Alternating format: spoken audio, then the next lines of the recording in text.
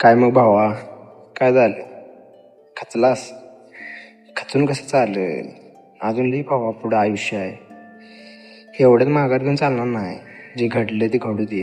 घडले त्याच्याकडे दुर्लक्ष करायचं. काय आलं का भावा? जे येणार आहे त्याच्याकडे लक्ष दे. बाकीचे काय आपल्याला बोलणारे आहेतच, त्यामुळे काय लक्ष देऊ नको एवढं. भावा, तुझं लाईफ आहे, तू जग नीट, तुझ्या पद्धतीने जग. फक्त एवढं लक्षात ठेव, काय तर करायचं आहे आणि काय तर आपल्याला व्हायचं आहे. आणि आलतू फालतू गोष्टीकडे एवढं लक्ष देत जाऊ नको, रडू नको एकट्यात बसून.